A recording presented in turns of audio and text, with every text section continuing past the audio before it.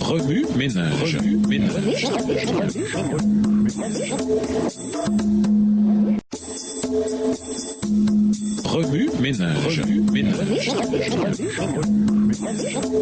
Bienvenue à votre émission Remue ménage. Nous voilà à la leçon de vendredi, une trace de pas. Nous vous invitons à lire les chapitres 1 à 3 du livre de l'Apocalypse. Pour conclure, quel temps critique pour l'Église? La plupart des disciples de Jean avaient déjà subi le martyre. Quant à Jean, on l'exila sans doute pour le réduire au silence. Tout était perdu, en apparence du moins. Mais le Seigneur lui-même contrôlait toutes choses. Le jour du Seigneur, écrit Jean, l'Esprit Saint se saisit de moi et j'entendis derrière moi une voix forte. Jean reçut une vision des conditions de l'Église, des difficultés auxquelles les croyants seraient en butte et un aperçu de l'autorité, de la puissance et de l'amour de Dieu à chaque période de l'histoire. Celui qui préservait les premiers témoins continuerait de soutenir ceux qui gardaient la foi, car il rencontrerait la même souffrance qu'eux. Apocalypse 2, verset 10. Maintenant, nous pouvons avec du recul considérer les paroles de cette prophétie. Apocalypse 1, verset 3. Avons-nous suffisamment de preuves pour déterminer si le Christ peut satisfaire nos moindres besoins? Oui. Il n'y a aucune situation où il n'a pas pris les dispositions nécessaires pour nous venir en aide. Apocalypse 2, les versets 1, 8, 12, 18. Apocalypse 3, les versets 1, 7, 14 et 21.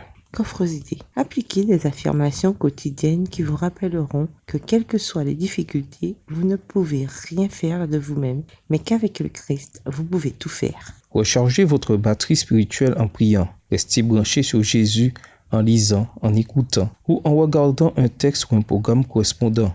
Aimez, partagez, abonnez-vous à toute autre source spirituelle que vous jugez pertinente et encourageante. Lancez un blog quotidien et un autre type de média qui parle des bénédictions en réserve pour ceux qui remportent la victoire. Par exemple, un nom nouveau, des portes ouvertes que personne ne peut fermer. Collaborez et partagez le message avec vos semblables. Méditez sur la bonté de Dieu dans votre épreuve d'endurance. Encouragez les autres en cours de route.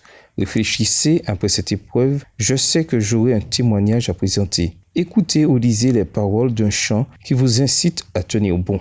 Dans un esprit de prière, lisez et analysez les prophéties pour mieux les comprendre. Notez les choses qui vous surprennent ou les détails clés qu'il vous faut retenir.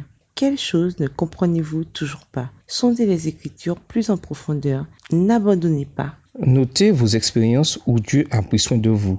À partir de ces expériences, mesurez votre croissance spirituelle. Que devez-vous commencer, arrêter ou garder? Pour aller plus loin, nous vous invitons à lire Ézéchiel 33, le verset 13, Matthieu 18, les versets 21 à 35, Matthieu 24, le verset 13, Luc 8, les versets 12 et 13, Luc 12, les versets 42 à 46, Jean 15, les versets 1 à 6, Colossiens 3, le verset 4 Hébreux 10, verset 38, et Apocalypse 3, le verset 5. ainsi que le livre Can a Saved Man Choose to Be Lost? Un homme sauvé peut-il choisir d'être perdu? Amazing Facts, faits incroyables de Joe Cruz. Ainsi que le livre Compromise, Conformity and Courage, Compromis, Conformité et Courage, Amazing Facts, faits incroyables, écrit par Doug Batchelor.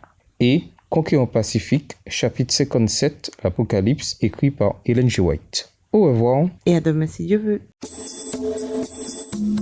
Remue ménage. Remue ménage.